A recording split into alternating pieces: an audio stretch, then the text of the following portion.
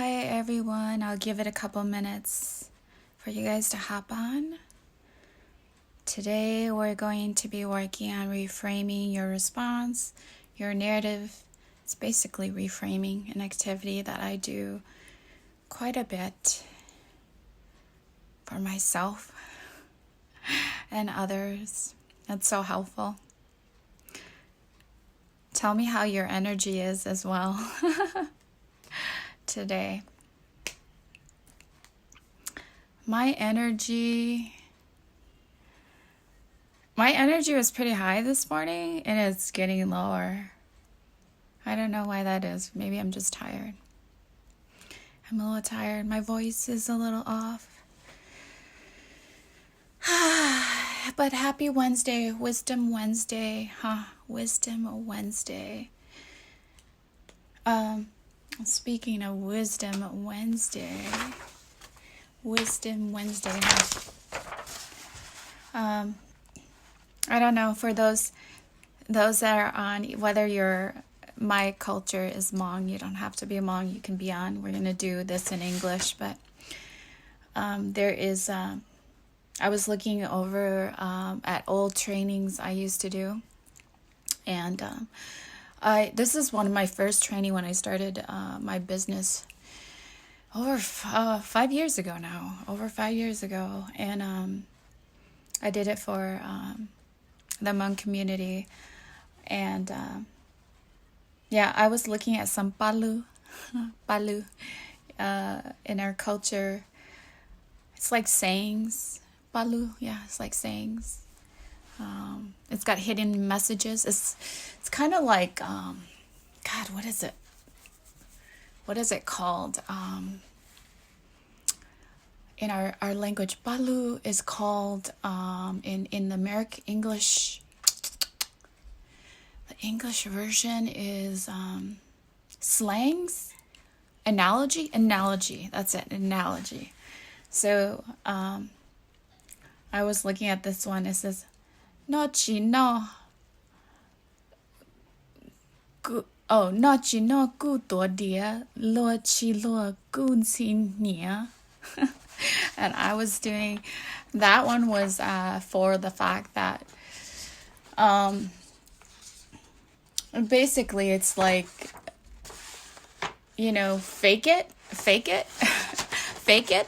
faking it, and how that we kind of in our culture, the Hmong culture, and maybe even American, whatever culture you're in, this might happen, but we often say the opposite of what we want. So for example, people will ask us, hey, come to my party and stuff. And because we don't want to be rude, because we want to be kind, we'll say, yes, I'll come, or gumato, right? Gumato. But it's more of just a courtesy. It's not really that I will come. So it's kind of that same meaning, and that for your character, it's don't be that kind of person. Basically, when you're building your character. So that continues on even from my my Hmong version of the leadership to today that I did, and I recorded. All of my recordings, for the most part, except for these live group coachings, but a majority of them is on my YouTube channel. So if you want to go Faithful Consulting, look up Faithful Consulting, or even Yangi Lore, you will see that there. So hi, Ja. How are you today? I always appreciate you coming on. It makes me feel not so lonely. Whoever else is on it, if I don't see that you're on, say hi to me. I want to get to know you guys more. Like I said, I don't know, I just feel I feel happy, but I feel lower on energy. My energy is a little low today. So today we're going to do reframing your response, or reframing your narrative. Basically the activity is about reframing. So I'll wait a couple of more minutes. Tell me how you're doing. How are you doing, Ja? How are things? How's your energy? Good. My day was good. I was doing okay. I was doing okay, but I'm feeling like a little bit low on energy right now. How about the rest of you guys? Say hi. What's your name? And like my stocks keep coming. Like I'm on my phone, so my stocks keep like notifying me. Boom. It's going up, so the good news and things to be appreciative is that the stocks are going up. And if you bought low, that's good. So, yeah. I'm good. Do you have any plans for today, Ja? Looks like it's you and me chatting because nobody else wants to say hi.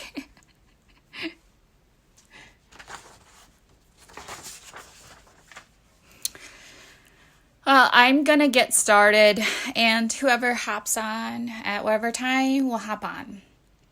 So I did the circle of control. It's one activity that I do. Really, when we think about things, right? When we think about things, what is it that we really are in control of? The only thing we are ever in control of is our response.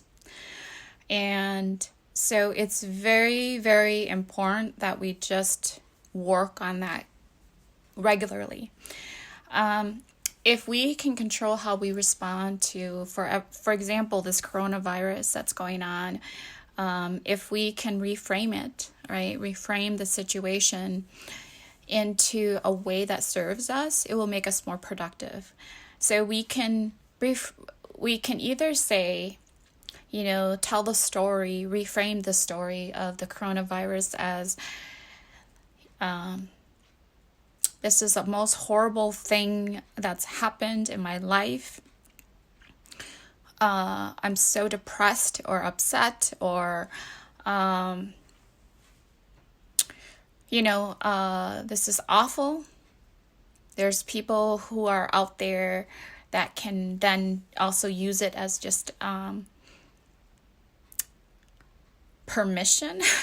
I don't know, permission, or just like an okay to like behave poorly. So you can choose your response to this. You can say, this is a horrible time. I'm not gonna get paid, which is the reality for me. I'm not gonna get paid for like 3 months, and all my work is pushed back. I really could just say how horrible this is economically for me, and being a small business entrepreneur, how horrible this is for me right now, and just kind of like me. Or I can be like, what can I do in this time? And that's like reframing, right? Basically reframing is just, it's not twisting the reality. Reframing is just, how do I best look at the situation in a way that serves me, in a way that is going to help me be my best. So that's the skill of reframing. We can reframe the story to be that we are the villain, the bad person in the story. Oh gosh, I cheated on my girlfriend, and I'm such a horrible person. I was unfaithful, right? I'm not saying don't take accountability. Okay, that's not what I'm saying when I'm talking about reframing. I'm talking about reframing in that the reality is, yep, maybe you did cheat on your girlfriend. But saying, I did, call yourself out on it. But reframe it in a way that serves you. That's not who I want to be, and I want to be something else. So I'm going to take you guys through the activity. I'm just defining reframing for you guys. So that's reframing your story to be a villain. How is that really serving you, right? It's really not serving you at all. If you are reframing yourself to be a villain, because you just continue to be stuck. And the whole point is not to be stuck. The other thing about the reframing is you can reframe to be the victim. I kind of mentioned that already. Like, poor Yang Yi, she doesn't have work now for the next, couple of months. What's going to happen? She's not, I'm not going to get paid for the next 3 to 6 months on, my work. How's that going to, impact my business?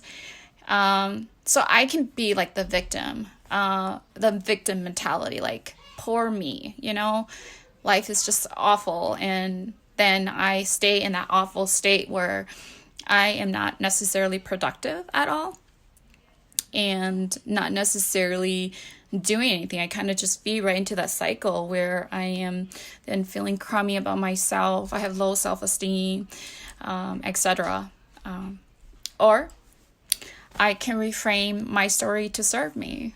Yeah, it's really not a great time right now for me business-wise. But what can I do? What can I control? Right? I can't control that my companies have pushed back all of my work. I can't control that, right? What I can control is that my peace, my behavior, my response, what I can do. Like, I can come on and hang out with you guys. How cool is that?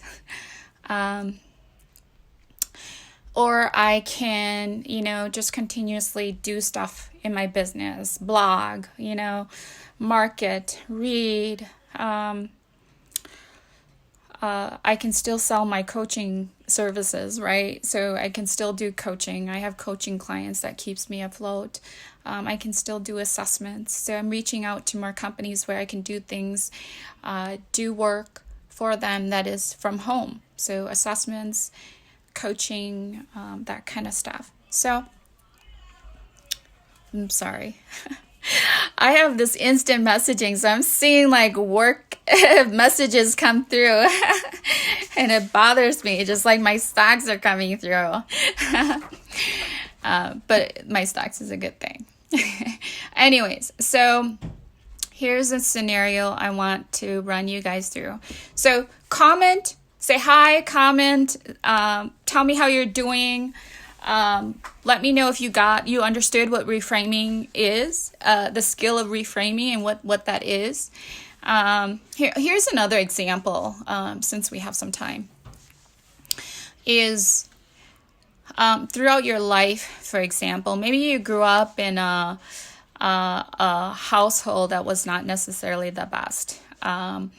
And what has happened, and you can't take ownership of things that you're not in control of. You were a kid, but how can you reframe those stories to help you? And maybe you grew up in a very emotionally abusive home. You can really tell yourself, the story is I grew up in not changing the facts. So reframing is not about changing the facts and being delusional. Okay, so that's not reframing. Reframing is the acceptance and the understanding that the reality did happen. Yep, I grew up in that kind of household, maybe with very emotionally abusive parents, etc. But I overcame it, or I am choosing to learn communication skills so that I don't carry that on to the next generation, the next cycle. So that's what I mean. So again, reframing is not taking away the facts. It is looking at the facts, accepting the facts, but telling a different story, a narrative that will better serve you in your life as you move on forward. Because a lot of times we chain ourselves to situations that are either was really in our control or was not, but we chain ourselves. And the stories we tell ourselves is that I'm never going to get out of this. I grew up in a poor family, so I will always be poor, like that kind of story. And so what does that do? Then that kind of carries in our mindset. So then it's like that self-fulfilling prophecy. It keeps going. It's like, then, okay, I lose my job. Oh my gosh, my life is horrible, blah, blah. And we all do it to some degree, okay? We all do it to some degree. So be okay with that. To some degree, we can wallow in our self-pity. And that's okay. To some degree, we can. And to some degree, we all do. Nobody's perfect in that sense. But that, to get out of it, yep, I grew up not having so much.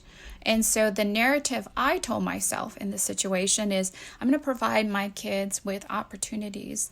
I'm going to make sure that I am responsible financially. And I know, you see how that is like that story. The way I was able to reframe my life story is I work hard. I don't take anything for granted ever. Anybody's kindness, anybody's any step in my life, any opportunities, I say yes to most opportunities, at least give it a shot or try, like I tell my kids, at least try that food out. But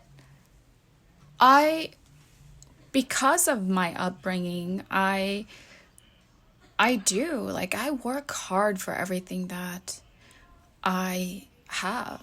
And so, yeah, I deserve everything I have because I work my butt off for it. So, again, that's just an example. So, we're going to go into the activity. Anybody out there want to say hi, your name, where you're from? What are you looking to get out of today? What would be really helpful to you? Please comment below, okay? As we're working on this activity. I also want to know if you guys are safe, how you guys are doing. I'd love to be able to support you in any way I can. Like I said, I was telling Ja as we started this live is that I was feeling pretty good, and then now my energy's a little low. But notice our energy. It's midway. We can do this.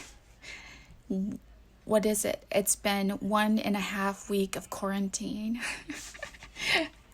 I've been out to see the sun a few times. So. All right. So here is an example.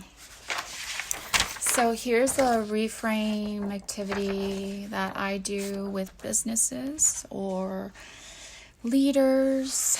I don't know if I use this in my class. I think I do. In my Find Your Life, Inspire Leadership class. If you have been in my class, feel free to chime in there. But here's an example.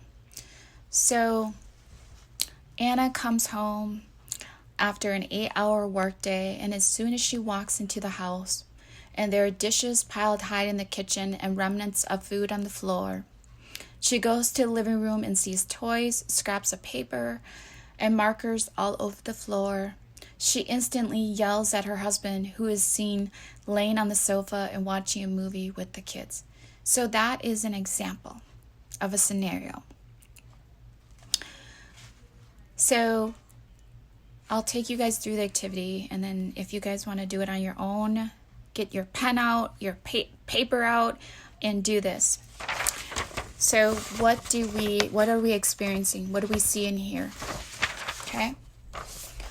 So this is just what do we see and hear from this scenario? What do you see and hear? Does anybody want to comment and join me? Am I speaking to myself today?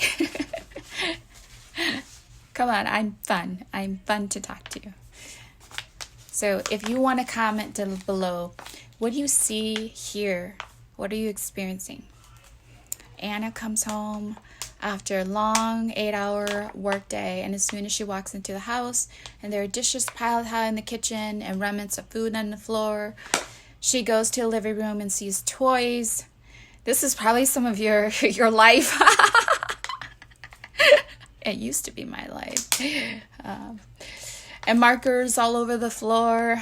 She instantly yells at her husband, who is seen laying on the sofa and watching a movie with the kids, right? So basically, the facts. What do you see and hear? You guys want to tell me, what do you see and hear?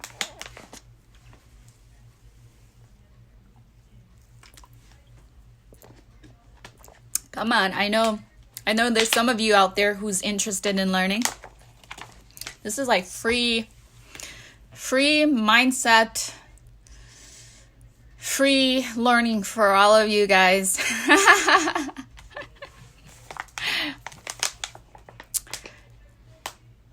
I get paid really good money just to train on this stuff. So you guys get it for free. Love. I have so much love for all of you guys out there.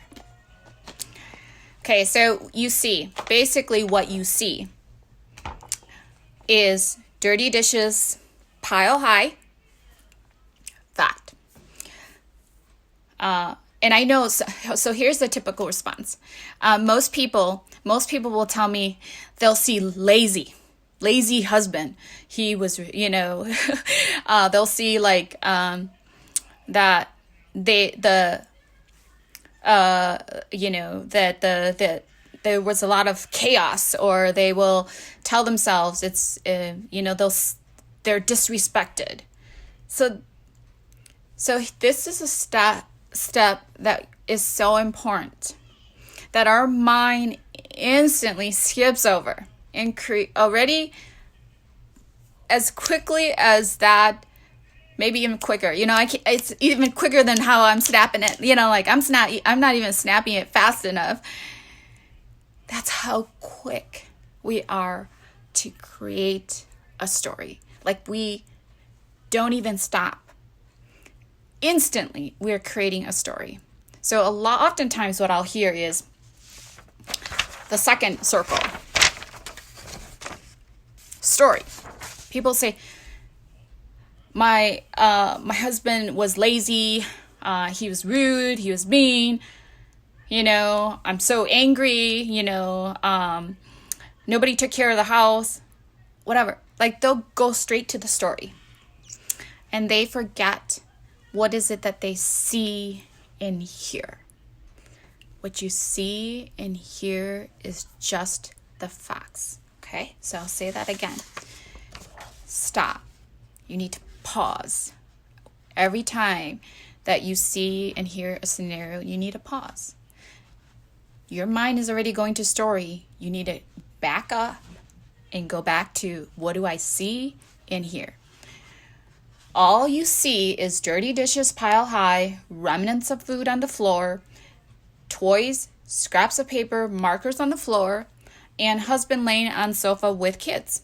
That's all you see. Okay, and you see the TV on. That's all you see. These are factual things. This is the step we skip because our mind already goes to create stories. We have if you do a lot of reading Brene Brown, she'll talk about that. We have story making minds. Like, our mind has to make sense of things for us. Everything has to make sense in our mind. And so our mind, depending on how often this incident happened, some of you will be so ticked off because it might have been a repeated pattern. And so it's even quicker that your mind goes right away to story making, to the story that you create. So you don't even pause, But if it's something that's rare, or something that doesn't bother you. Now, yesterday we talked about values. And when it is not your value, when you're pretty relaxed about cleanliness, which I'm not, I have OCD about that. Like, I gotta have my place clean. You're not gonna. The story you tell yourself is gonna be very different than the story that's here, right? If you don't really mind, like, that doesn't bother you, you're gonna make a different story. Your story that goes right away is, oh, they were so happy. They had such a fun time. Looks like they ate already, like, right? That's not what I'm going to talk about, okay? We use this activity, reframing, specifically only if you have a default behavior or a default mindset or a default narrative or right? Default meaning a behavior or way that you do not like. Okay, so there's no need for you to go through this scenario if this scenario doesn't bother you. Okay, pick a scenario that bothers you. Anyways, so going back to that is, okay, so see, when you see and hear, it's just facts, okay? And then the story. Like I said, most often, most people jump to story. They forget what do I see and hear. Their mind starts to create the story already. So the story from this scenario, Anna tells herself, I had a long day at work. How could he disrespect me like this? He is lazy. He always does this to me. Always, he's never picks up after himself, never takes care of the kids. Does this scenario sound familiar in some of your lives? And when I train on this, I will have probably 80% of the room laughing because it's such a typical scenario in a lot of their lives. People will laugh because this has happened to them at some point. And we all laugh because we all know there's some truth to it. So that's the story that Anna created in her mind. Because again, going back to her values, probably one of her values is cleanliness or something that's important to her, or the other is just and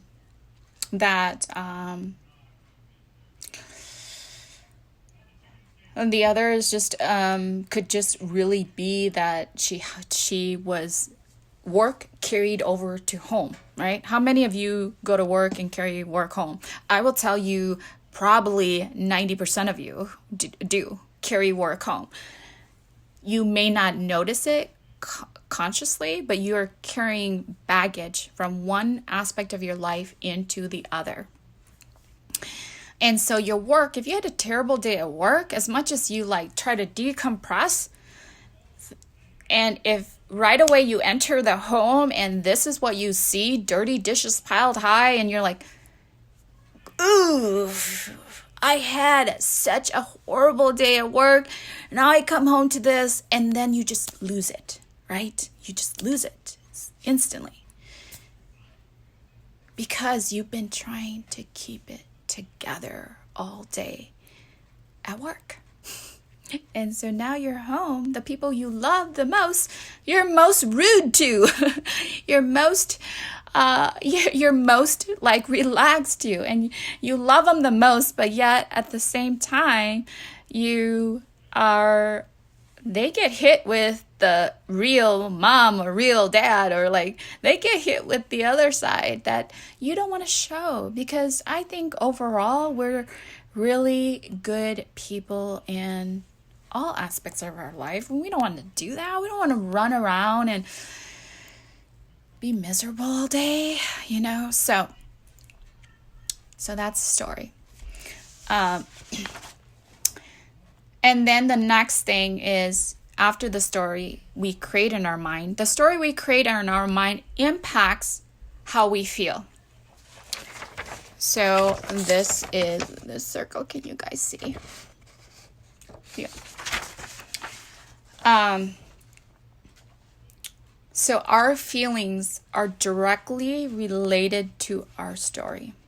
Now, if I mentioned, if your story is that it doesn't really bother your value, you didn't really have a terrible day at work, so you come and no big deal, dirty dishes whatsoever. All right, I'm just gonna chill. So your feeling is I'm chilling, right? It's okay, no big deal, I'm happy. But if it's against your values and you had a horrible day at work, you're going to come in and your feeling is going to be anger, right? So in this situation, we're playing the scenario through. Anna feels anger, exhausted. I feel exhausted right now. frustrated, and sadness. Okay. So those are her feelings. So write down in this circle, break it down. What are all your feelings that come to mind after you've created the story? And then the last part is really, how do you act? Okay, so what is your response? And because of that, the response in this scenario is Anna yelled at her husband. That was her action. Okay, so based on that scenario of Anna coming home to see dishes piled high, remnants of food, markers, toys all over the floor, husband laying on the couch watching TV with the kids. So Anna, her action based on the story that was created, she yelled at her husband. Now, is that really productive? I mean, like I said, do you really want a terrible relationship with your husband? No, nobody does, right? Do you really want to continue that self-fulfilling prophecy, as I say it, is that, you know, you come home day after day and you experience this. This is like a repeated, like, do you want to be miserable all the time? I mean, you got to ask yourself that, right? Do I want to be yelling? Because as soon as you start yelling at your husband or your spouse, right? As soon as you start yelling and start creating that narrative, he's lazy, she's lazy, he's got no ambition, she's got no ambition, whatever, right? It stays here. And when it stays here, every time they do something, it's like self-fulfilling prophecy. Yep. He doesn't love me. He doesn't respect me. She doesn't love me. She doesn't respect me. You know, he's just a Jerk. You know, he's got no ambition because he's always laying on the couch because she's lazy, right? Every single time you create a self-fulfilling prophecy, you create a self-fulfilling thought, you put your spouse in that box, you put yourself in a box that has these perspectives that is so unhealthy. So guess what? Things continue to go on. You continue to have tension and friction, and your relationship ends, you know, for some of you, or it's toxic to your relationship. So this can be applied at work as well. If you have a coworker, for example, that you've created in your mind, the story that this coworker, maybe rightfully so, right? Rightfully so, this coworker always comes in late, right? But because you put in that coworker always comes in late, but the story you tell yourself, right? Maybe that is the fact. The fact is that you always see this coworker come in late. But the story you're telling yourself is that this coworker is lazy. This coworker gets to do whatever the heck he or she wants. So how do you feel then? You feel anger, because how is that fair to me, who comes in on time? And you feel frustrated because you're trying to get things done and you like order, and maybe it's against your values. Again, going back to values, everything relates to our values. But maybe you believe in that order. You like order, process, procedure. Okay, some of you do. I'm a strategist, so I like processes and procedure. So you create then that story in your mind, and then every single time you see that coworker, oh man, I don't even want to look at him. He is so lazy, or she is just, man, look at her. What is she doing? You know, right? So every time you're creating that self-fulfilling thought, you put that person in a box, you put yourself in a box, and you become part of the problem. You are part of the problem. Even if you're not the problem, you're part of the problem because you put people in that box. And then what do? How do you act? You don't even want to look at that coworker. And as soon as that coworker makes a single mistake, you are on them. Like, I'm on them. I got them, right? And guess what? It interferes with your life. Like, is that how you want to work? Is that how you want to live? Like, that one person has so much control over you. You have given that person so much control over your life. So much. Like they occupy your thoughts, your feelings, your emotions, and they can trigger you like that. Right? So, let's reframe. Comment again in the box if you have a scenario, just how you guys are doing. Are you guys getting this, right? Are you getting this activity? Are you getting the different parts that I'm talking about? Okay, so type, do your thing, share with me. And even a scenario. If you have questions, please ask. I'm here for you guys for an hour every day. Not every day. Days that I'm available from the noon hour, but most days I want to try to be. So ask. Here's your opportunity for some free learning, guys, and free coaching and free even suggestions on how you can go about a situation. So now that was one scenario that we walked through. So let's reframe that, okay?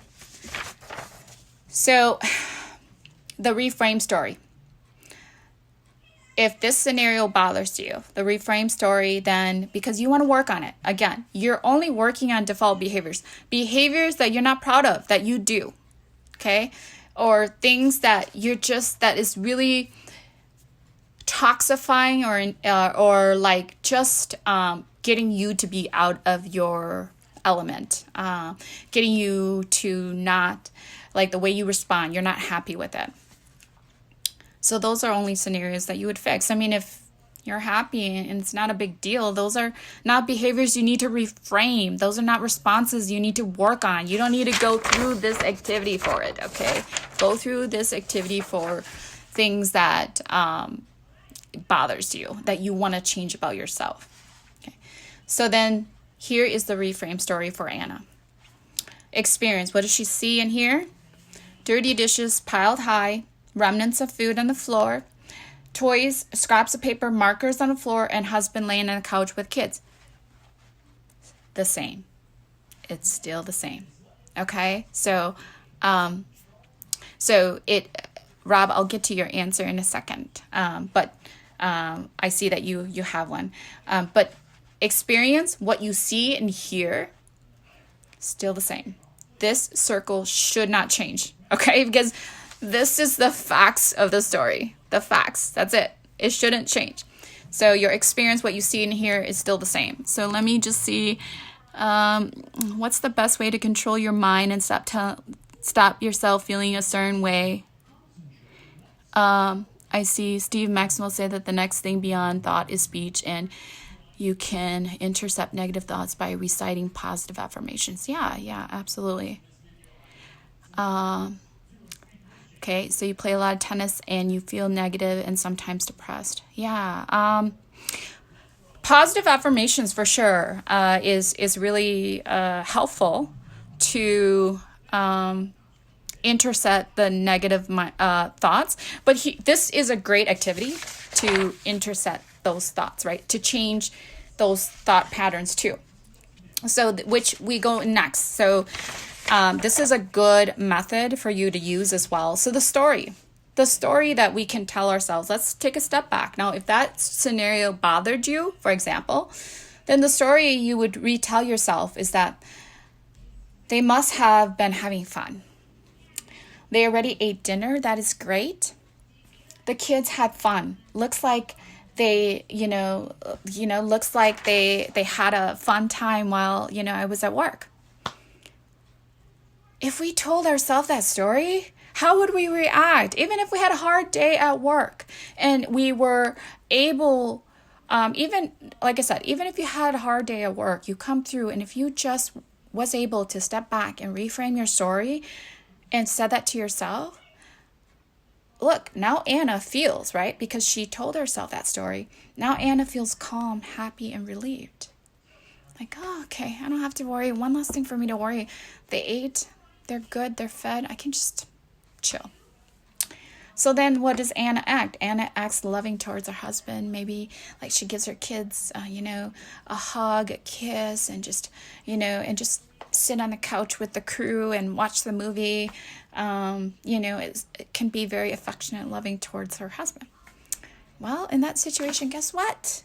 They're bonding, right? They are bonding together. Now it's one less situation where an opportunity for tension and friction that is created, and that goes to that self-fulfilling cycle, right? That we don't have to add on to that.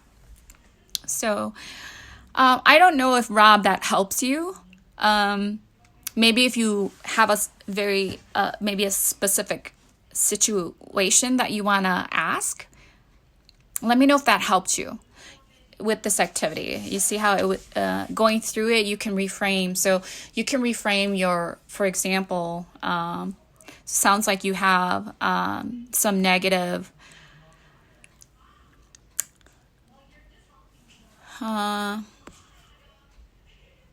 okay, yeah. So maybe you feel a lot of tension. So I'll give you like some quick strategies. Presence by Amy Cuddy. She, why do we, maybe this too, you're in sports, but oftentimes in sports, like we cheer, right? So it's like power poses. Doing powerful poses is also really helpful to kind of negate some of those negative self-talk. I'll tell you one thing that I do every time I do a keynote is really centering myself. So I will do like several deep breathings. So deep breath in and really filling my body with oxygen. So I'll go breathe in confidence, for example. I'll visualize this, like breathe in confidence. Breathe in that your audience is going to love this, right? Breathe in that you're having fun. Breathe in that you're yourself. You're true to who you are. And so then on the breath out, I will say, I'm breathing out anxiety. I'm breathing out self-doubt. I'm breathing out fear. Okay, so I'll do this several times. I'll probably do it about 10 times. And then the other thing that I do, like I said, is power poses. And power poses is just like this. Like, can you see me? It's like So in her book, she talks about that. So power poses and really like giving yourself a cheer. Like you got to be like your biggest cheerleader. And sometimes I literally like do like a cheer. I become like my own cheerleader and I'm like doing a cheer for myself, right? But that's a big, when I go do my keynotes or do a big talk in front of people, I always tell myself, I'm going to have fun. I'm going to be me. It's going to be great. Kids are going to love it. Professionals going to love me, things like that. But hopefully those other strategies help. But I think a more conscientious way is to do this activity. The reason is because it allows you to pause and stop. So for every scenario, maybe for your tennis scenario here, for example, is do that scenario and run it through and practice it. So the next time you recognize, this is first off a good tool to just recognize, how you're currently behaving in those situations. And then it is it helps you to practice as well. How do I behave differently? Or how do I not allow these negative thoughts to interfere? The biggest thing too, Rob, is to accept that some of that is just, it's normal. I think oftentimes we think we cannot have these feelings. Everyone. I don't care if you are an expert speaker. We all, to some degree, and I've been speaking for many, many years now, so I'm very comfortable. But even then, depending on my audience, especially when I'm talking to VPs and executives, right, I still feel nervous. Whereas I am very chill and relaxed when I'm talking to a group of high schoolers. Like, oh, this is my my kids. So hopefully that helped. Any other questions? I did walk us through the whole activity. So if you guys are interested, I'm going to try to adapt this. Like most of I use Publisher to do a lot of my forms. I think this one I use Word. I think I use Word for this one, so it's hard to adapt from Word. But I'll try to adapt this and put it down along with the video from yesterday. I'll try to do values and adapt it and put it in there, so you come back and rewatch and look at the activity again. Awesome. Oh, I'm so glad that you got something out of today. So hopefully that does help. Any other questions for the rest of you guys? I normally then on the back of my sheet, I give you guys a practice round. When I do trainings, I have people practice this again with work, with different things. So, how is everyone? How are you doing? We got a couple minutes left. I hope I didn't go through that too fast. Sometimes I always like reassess myself. I always reflect on myself and say, how could I do things a little bit better? When you do this often, so I do this activity often, and I train on this activity often, and sometimes I have to reflect to see if, like, am I training it in a way that, because I've just become so, you get into that, what is it, expert stagnation? I don't know. I'm making that up. But like basically when you are so good at what you do, you don't even, you have a blind spot to it, right? Or you're so used to how you're doing it or training, you become blind to the fact that people don't communicate the same language as you, right? They don't get this. They haven't done this activity. And so I try to be conscientious of that in any group setting that I go to make sure that, you know, people understand what I'm talking about. Because I understand what I'm talking about, but it's not about me. I don't matter when it comes to a training and things like that. Not that I don't matter, but truly I don't matter. It's about other people. Yeah, it is a bit like driving a car. It is definitely second nature. So I talk about these things like it's like my first language, and if it's not your first language, it is harder, right? And so, like, I'm trying to do Hmong videos of leadership. It's like that's my second language. So, all right. If there's no other questions, it was so great for me to be with you guys for the last 50 minutes. I hope you guys got some value from that. I won't be on tomorrow, Thursday, but I will be on Friday. And I believe Friday, drum roll. What are we talking about on Friday?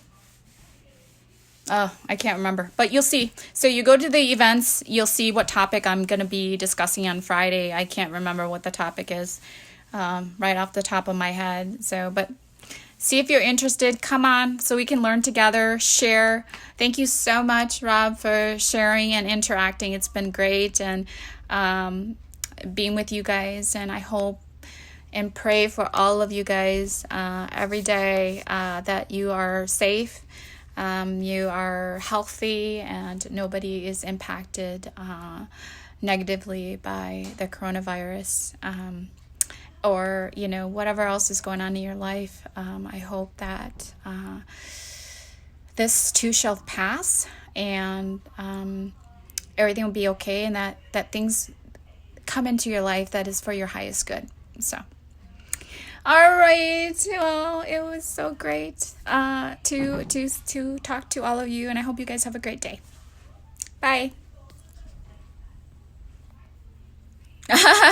Yeah, so Rob, like I said, just go. I plan on coming most days for the next couple weeks here as we're stuck at home, right? At noon to do this. So next week I'll kind of plan my activities out to just do different aspects and give you guys a different taste and kind of feel the audience out too, to see what you guys are really looking for. Are you looking for mindset type, leadership type. I mean, these skills can all be applied to different aspects of your life if you really wanted it to. So I'll just kind of see. But if you have a topic that you're really interested, or you have a problem, sorry. But if you have something that you're really interested in, feel free to comment below and let me know what you're really interested in too, because then I will adapt my stuff to my audience and make sure that you guys get some value and learn something, take away something, have it impact your life. Okay, well, bye Rob, and bye team, bye whoever else is viewing out there. Take care of yourself, and I'll see you guys on Friday.